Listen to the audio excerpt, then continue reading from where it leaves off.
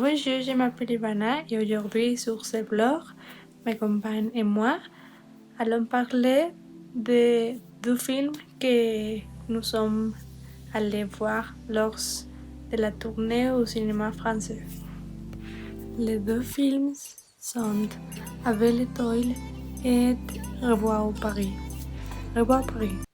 Nous allons commencer par parler de Revoir Paris. On commençait avec Mia, le protagoniste, dans un café où une attaque terroriste se produit.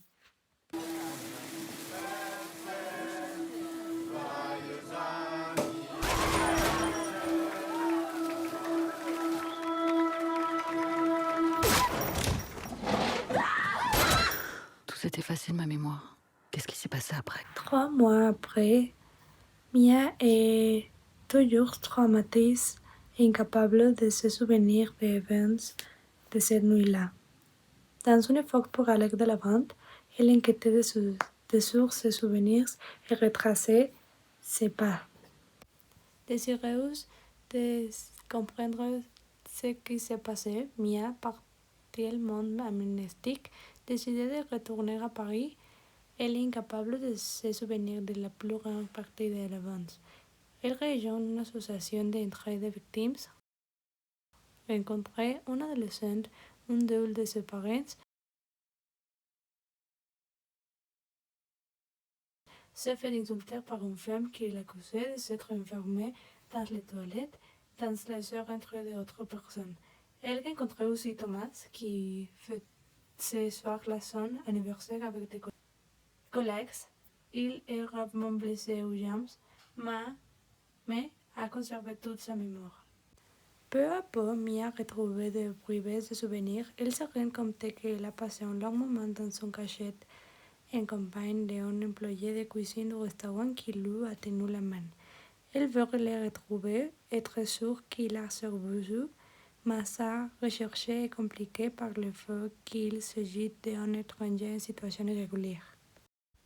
Elle devient très amie avec Thomas et laisse son partenaire depuis des ans, regardant de ne jamais avoir d'enfants.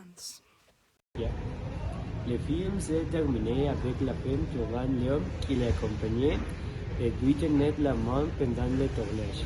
La femme et l'homme ont parlé de ce qui leur est arrivé et à la fin, ils s'embrassent et la femme put enfin obtenir la paix qu'elle cherchait. Je suis pas sûr que de te souvenir, ça puisse t'aider.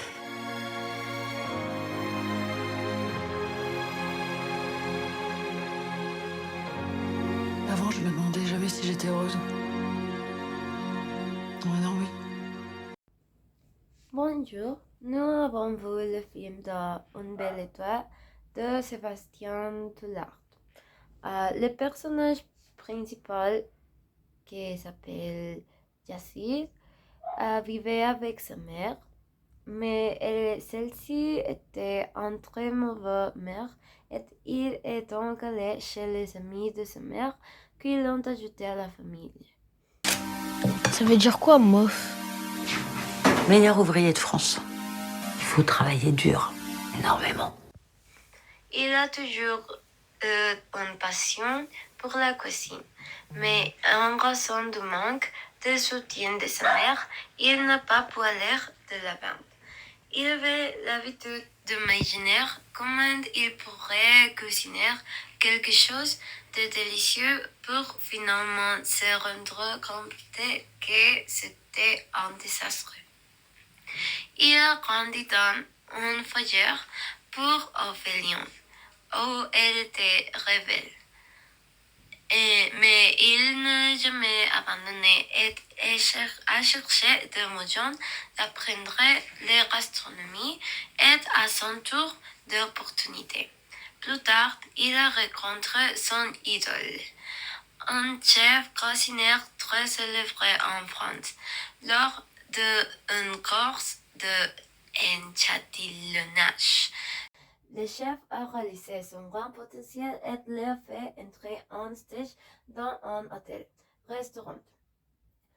C'est là qu'il déploie tous ses efforts, même dans les situations les plus difficiles, en raison de sa situation socio-économique, qu'il affronte des concours et des moments de dépassement de soi, et que quelques temps plus tard, tous ces efforts les conduisant à un concours qui lui permettra de passer à un autre niveau.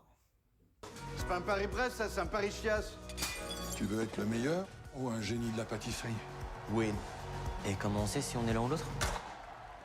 Tu sauras. Ça, c'est la petite ours. Ouais, Et c'est la petite casserole. il se meilleur. Y a même quand on regarde des étoiles. A la fin, le protagonista remporte le concours et ouvre son propre restaurant.